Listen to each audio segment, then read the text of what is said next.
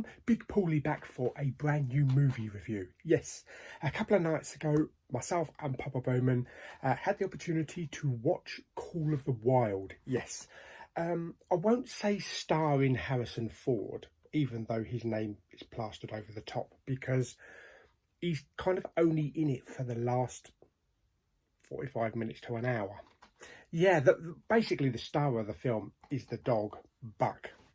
Basically, the story is about this dog called Buck who's kidnapped from his home in California, and he's taken up through places like Alaska and sold as a working dog, and eventually he ends up in the Yukon. He ends up being bought by these people and ends up being a sled dog, and he's basically has to ferry mail, parcels, letters from one place in the Yukon to the next. This is like set in all the 1800s, through the wild, treacherous landscapes of, you know, the Yukon and the ice and the mountains and the snowy peaks and all things like that, and has to deal with melting rivers and avalanches and things like that. So it's quite an adventurous film. He does then eventually be sold on to this other couple, I believe Dan Stevens and Karen Gillan. Yes, so Dan Stevens doesn't treat him very well. And Karen Gillan, I don't even know why they put Karen Gillan's name on the film. She was literally in this film for about 8 minutes. That is it.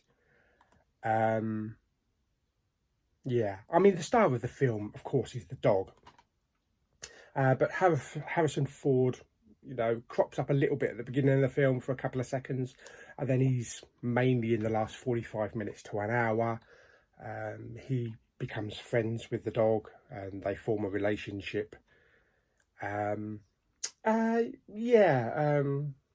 Ford's character's kind of grumpy-ish.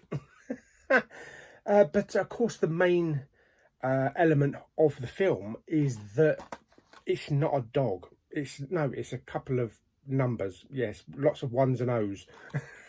Yes, he's a computer-generated dog. And some people had problems with that, with the film, and some people thought it was okay. Once you get past the idea that this is a computer-generated dog, come to think of that, most of the landscapes are computer generated as well, like the rivers and the snowy landscapes. It's all CGI'd. I wouldn't be surprised if Harrison Ford's not CGI'd as well. But the problem that people had with the dog is that sometimes he didn't react like a real dog. It was very cartoonish. It was kind of Scooby-Doo-ish. In some of the actions that the dog had, you know, just sitting there while someone dragged him sitting up across the screen, and it will go from one side of the screen to the other. Very cartoonish, very Scooby-Doo-ish. And the expressions on the dog's face as well is not the normal type of expressions that you would have. You know, sometimes a dog would just lift its eyebrows and that kind of stuff.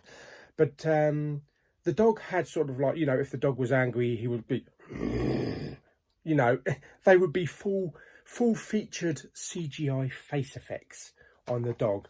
The way the dog acted kind of reminded me a lot of Disney films, and it's kind of how you would expect, you know, an animal to react in maybe a Disney film. But yeah, it wasn't too bad. It's not very long.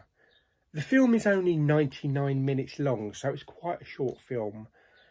I did like how the dog reacted to the other dogs in the sledding team. It was kind of comical in a way, and it was entertaining because as Buck was trying to prove himself the leader of the pack to take this sled across, you know, the landscape, some of the other dogs were looking at him like, who do you think you are? Or, yeah, good luck, mate. And you could see the expression, because they were CGI'd. You could see the expression of what they were thinking. It was quite amusing. But I didn't have any problem with it. I thought it was actually quite a nice idea to have the dog act as he did, have the reactions, the facial tics.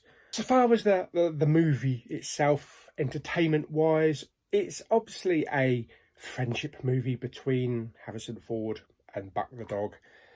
I don't think it stands up there alongside Disney's Togo, though, with Willem Dafoe. That was much more entertaining as a movie as a whole, and it had a stronger backstory, even though that was about, you know, a sledding team as well.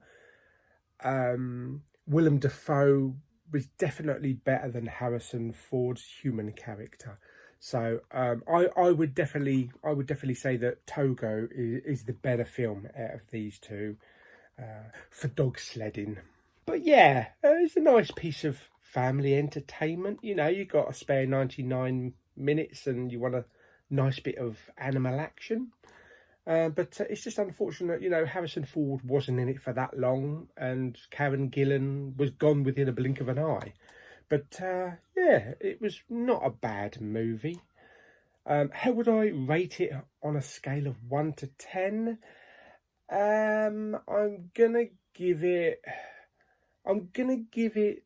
7 sledding dogs out of 10. I would have given it 6.5, but I'm going to give it 7 because I liked the dog. I liked the CGI dog and the facial expressions and just the whole comical Scooby-Doo type of reactions.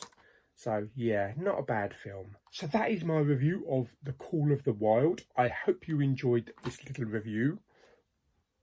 Don't forget to comment and share if you've seen the film below. Did you like it? Did you not like it? Did you have a problem with the CGI dog? Would you have rather had real dogs? And don't forget to subscribe, and I shall see you on the next video. Bye.